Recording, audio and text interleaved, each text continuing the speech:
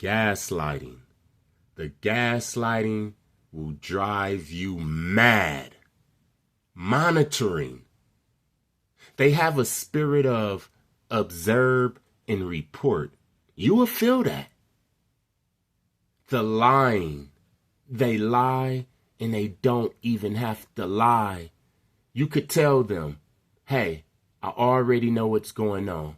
You could tell them exactly what's going on and they will still look you in your eyes and lie. It's like they're addicted to lying. The procrastinating. They are master procrastinators. But listen, they only procrastinate when it will benefit you. They have energy Monday, Tuesday, Wednesday, but on your special day, the day that you had planned, they 4 or 5 hours late or they forgot. If they do arrive, they don't have that energy. You could tell that they left the energy at home.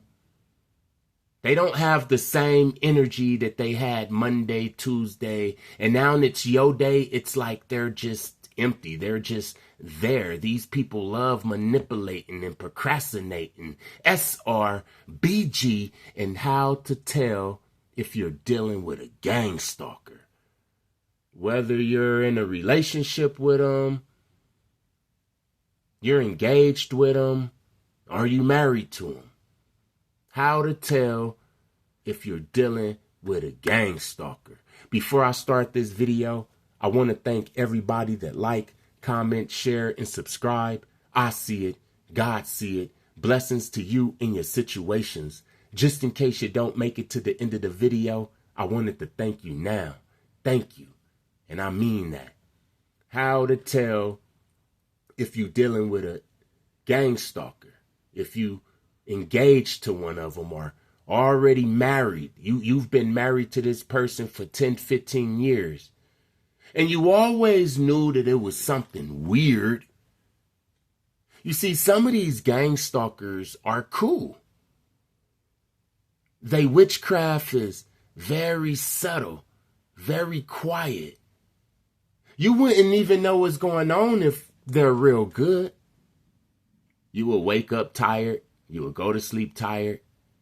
You won't be able to accomplish anything. It's like you would almost accomplish it. You would blame it on everybody except for the person that's laying next to you.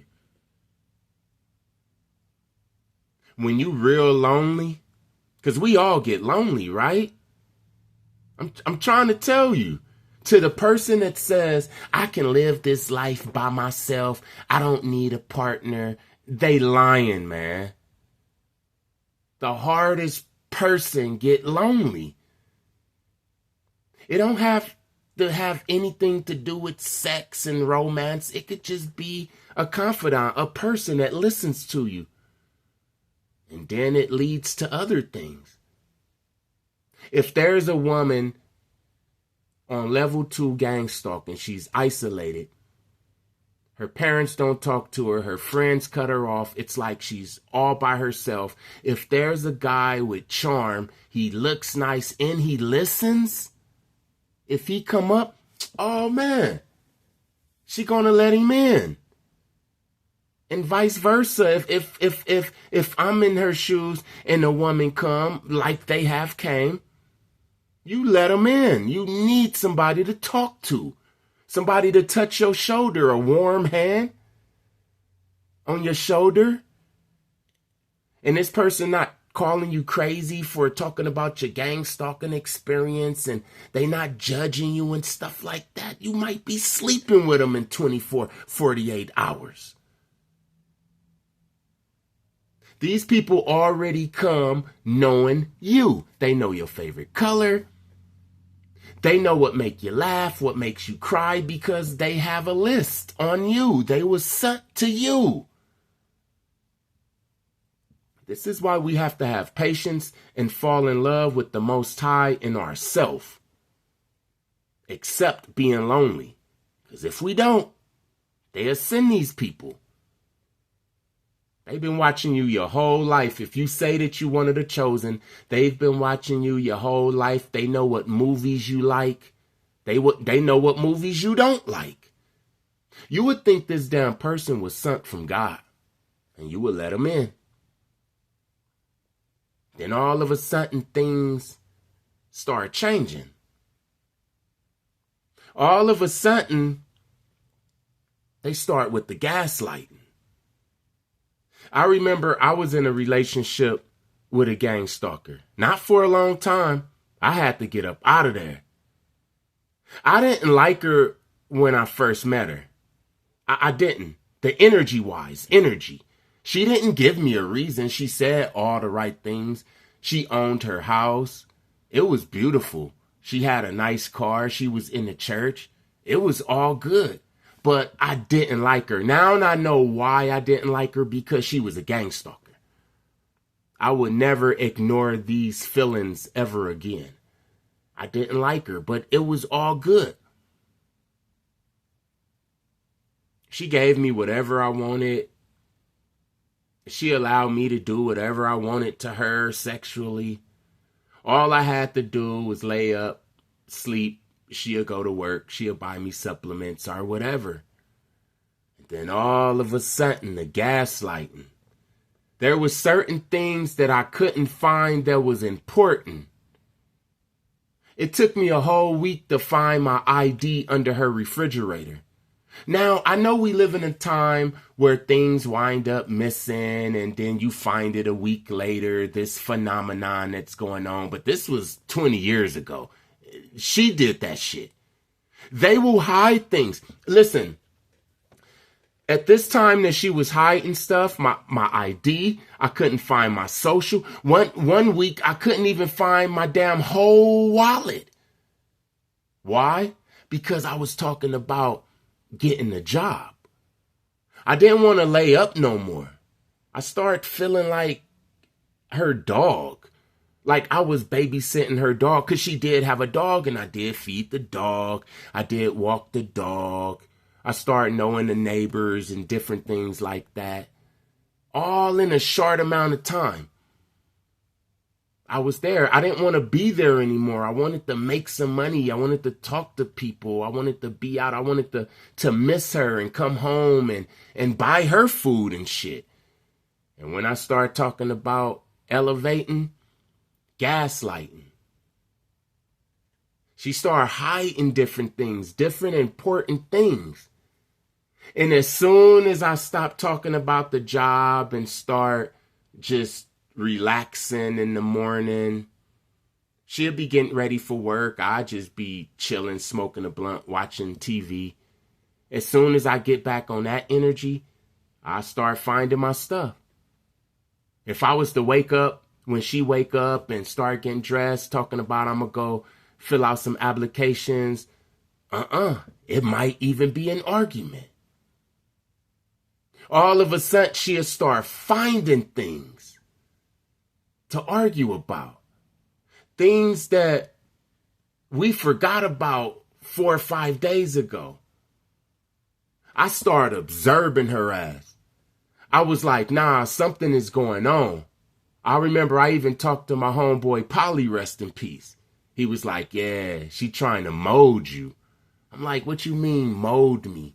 She was like, yeah. He was like, yeah, that's what people like her do. He didn't call her a gangstalker or anything like that. At this time, I got this observe and report energy from her. She was looking at me. She was just, it was an energy that she was observing me. She'll go through my stuff. She'll go through my phone. At night, when I get up to get some water or use the bathroom and come back out, her ass will be up and wondering where was I at. This got on my nerves, man. It's like I was a prisoner. There was neighbors that was acting like they already knew me.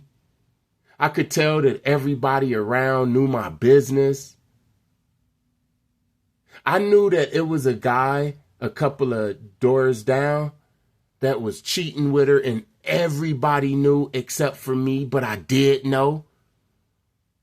You see, when you with a gang stalker, they other gang stalker friends got they back, so all the little foul stuff like cheating, they will vouch for them. They'll stick up for them. I felt like I was the joke of the neighborhood. I couldn't get a job because every time I wanted to, my important documents wind up missing. I couldn't go nowhere, man, without reporting where I was all the time, and she was serious. And there was people that she talked to that was in the church, because we started going to church. And these people used to look at me weird. They didn't like me. Remember, the gang stalker friends, they're not going to like you. They might put up with you because you're being gang stalked. I mean, they can't just blow the whole cover. But you're going to feel that they don't like you at all. And these people at the church, they did not like me at all. But they all loved her. I'm being monitored. I can't elevate. I'm in a circle that hate me. It seems like all of the guys had sex with her too. See, this is the thing about me. I have this thing that if I'm with a woman and the guy come and he be like, hey, what's up? Say her name is Lucy. My girlfriend name is Lucy or some shit.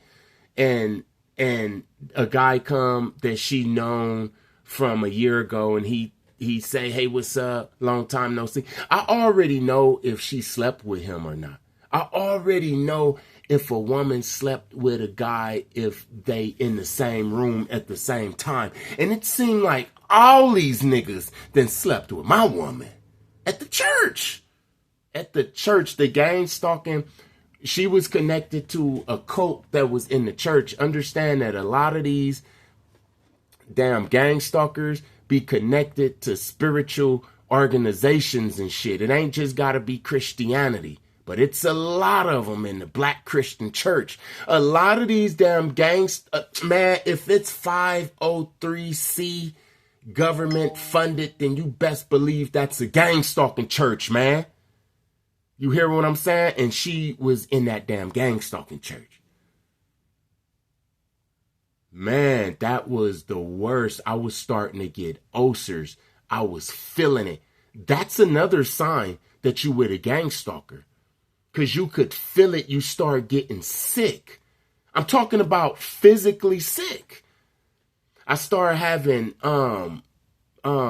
gut problems, my GI.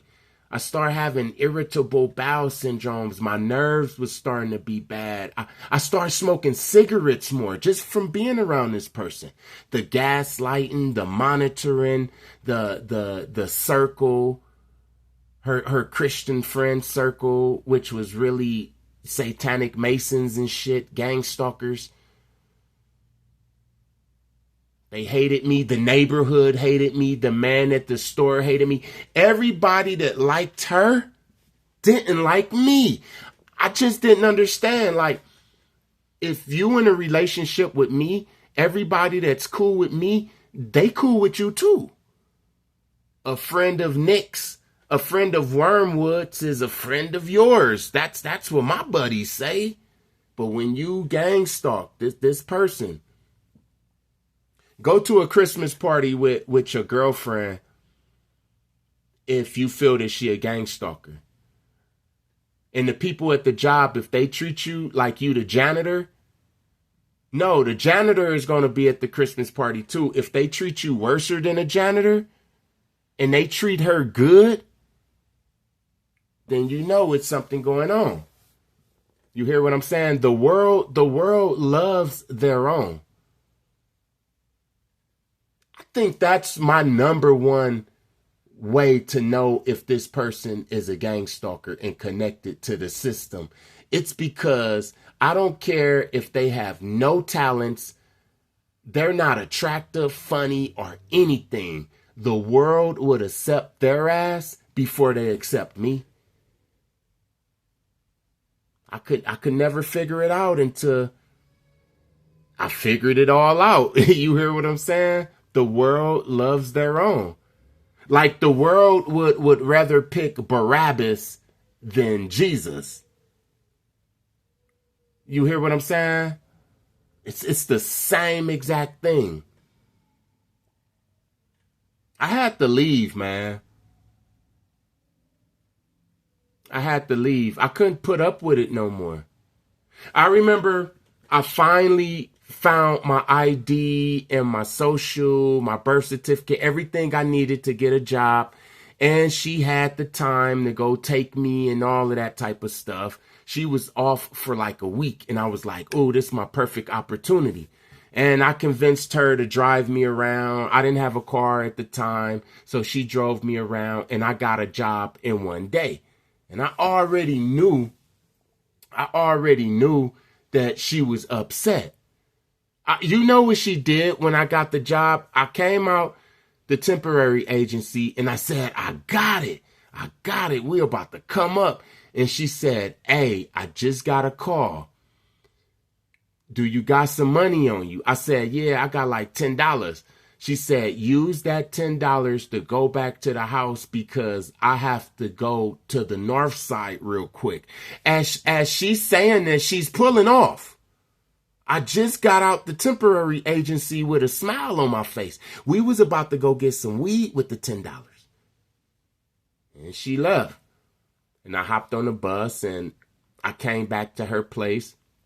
That was like about 10 o'clock in the morning. I sat on her porch because she had the key. I sat on her porch all the way into 3 in the afternoon. And then she pulled up. She was angry. And I was like, I'm about to go up in there, get some rest for a little bit. And then I'm going to head out to the job because they said that it was tonight. And she was angry and stuff. And I had to catch the bus to work. And after that, the first paycheck, I said, we're going to put some here and we're going to spend 10% and then we're going to put this amount away and all of that because I budget my money, right? And she said, give her all the money or leave.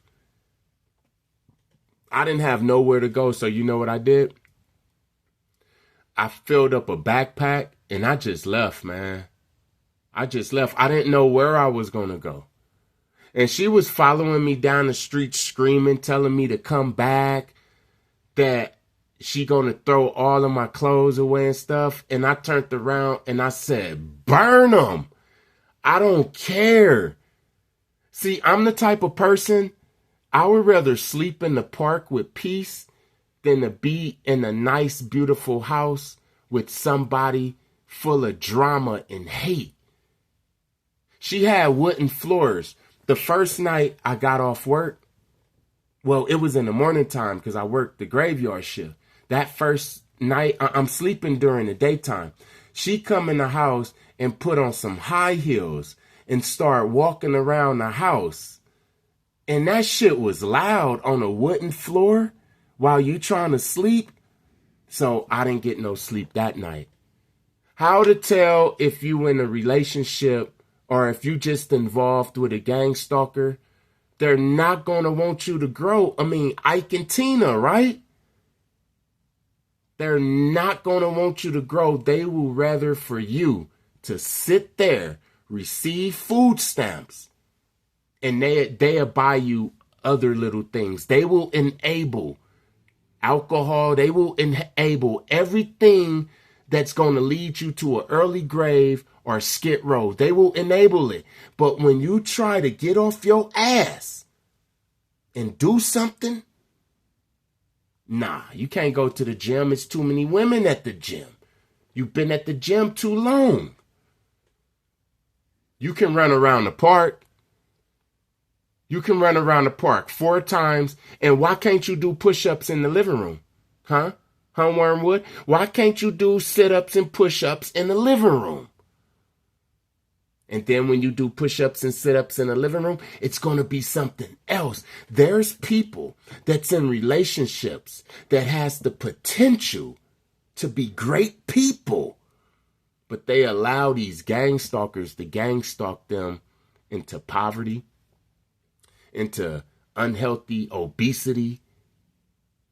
The more I stayed around this woman, the more I stayed in this damn relationship, the sicker and uglier I was getting. I was getting sick, ugly, and poor. That's how you can tell when you're in a relationship with a gang stalker, because you become sick, ugly, and poor.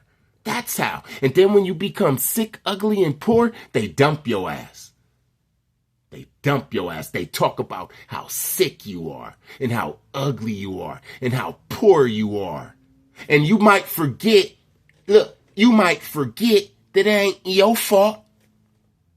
You might forget that you tried, but it was they ass that gaslit you, that monitored you, that surrounded you with they whack ass friends that never liked it you. It was their fault. And now I gotta ride down Skid Row looking at your ass, looking miserable, living in a tent when you could have been the president of the United States. But you didn't allow this damn gang stalker. You see, the difference between being in a relationship with a gang stalker and an NPC is an NPC can be molded. If you really had that spiritual authority and you really rocking with the Most High and this NPC really want to rock with you, then they're going to get on board and they going to be meditating with your ass. You can train an NPC. I know that sounds bad. I know it do. But the difference between an NPC and a gang stalker is a gang stalker already know what they going to do. They already got an agenda. You sitting there with a solution, you trying to come to an understanding, and they already know that in the next 6 hours they gonna argue with your ass. It's satanic. It's demonic. A gang stalker, look, what's the solution? Leave they ass. Leave they ass. You hear what I'm saying? What's the solution with a vampire? You separate from their ass. That's it. That's all. You got to get out of there. Even if you've been with them for 20, 30 years and you didn't build a life and a family with them, and half the stuff is in their name and all of that type of stuff. If you want to grow, if you want to elevate, if you want to live on new earth, you better lead their ass.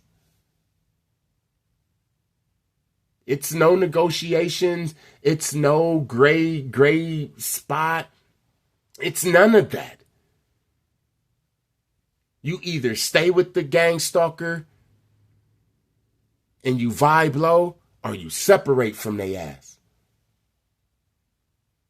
I know that you probably attached to your children and attached to your family and your wife or your husband or whatever. You ever watched a movie called The Wicker Man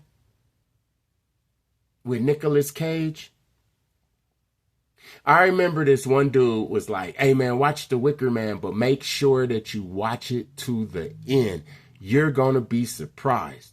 So I watched The Wicker Man with Nicolas Cage to the end. It's an old movie, so I know I'm not going to be spoiling it for anybody. Basically, Nicolas Cage was getting gang stalked, and come to find out at the end of the movie, his wife and his daughter was in on it too, and they put him inside the Burning Man, Wicker Man statue, and his daughter, the little cute little daughter, is who burnt it. You understand what I'm saying? This is how serious it is. The whole town was in on it. Even his people, even the people that he went to sleep with at night, even his daughter. His daughter is the one who burnt him. And she did it with a smile too. You hear what I'm saying? Nah, you can't negotiate with no gang stalker. They observe and they report. They're reporting to somebody. This female that I was with, she was reporting to people in the church. It was the church that was behind the gang stalking. And I was supposed to be a sacrifice too. This story goes deep. I'm just hitting the surface. Check this out, right? Let me tell you how I met her real quick. I'm inside of the Department of Public Social Service, the county building. I don't think I was getting food stamps. I was just following up, filling out some papers or something. I look to my left and it's a female looking at me like hard, right? Now, I didn't have women look at me before, but not this hard, and I didn't have nothing. I think I asked the dude outside for a damn cigarette, or can I hit his cigarette? And she was just so fine. She had her car keys. I didn't even know why she was even in the damn county building, but she was looking at me, and she approached me. And she said she liked my hair. I had little twisties and all of that. And she liked my voice and all of this as I started talking. And she gave me her number. I didn't ask for anything. And she called me first. We exchanged numbers. She gave me her number first, but she called me first. And then that's how we got hooked up. But like I said, these gang stalkers, they already know who the mark is. Now that I look back, I'm like, oh, she was a gang stalker and she knew exactly who I was. She came up there. She was my type and everything. She was my type and everything. But like I said, the longer you stay around the gang stalker, the sicker you get. The more you start questioning yourself with the gaslighting. That's one thing I don't like doing. I don't like questioning myself, man. And I was questioning myself too much while I was in that little relationship. I questioned everything. They will bring a person in your house and sleep with them. They will bring a person in the home that you're living in. That wasn't my place. That was hers. Look, one night she said, she's going to go pick up her nephews and stuff, right? Her nephew, her niece, and all of that, they're going to spend a night. And she went to go pick them up. And it was a nephew, but this dude was a grown dude. You hear what I'm saying? She had some nephew. Look, my homie said that the dude was really her dude. And the little ones really was her people, but they was just like a decoy. She slept with that dude while I was in the damn house. Look, early that morning, right? The little ones was asleep. I was in the bed sleep. And she said that she was going to run him up to Walgreens to get a couple of things real quick. They was gone for like an hour and a half, just them two. This is what gang stalking narcissist bastards do. Man, no. Listen to me, man. A person that's not sick in the head, they'll still cheat on you, but at least they'll cover it up. Gang stalking narcissist bastards, they like to walk on a tightrope. That's what get them off. For her to know that I was in the room while she was probably in the bathroom performing fellatio. Okay, that's the end of the video. All praises to the Most High. Thank you to everybody that like, comment, share, and subscribe. I see it. God see it. Blessings to you and your situations. Peace.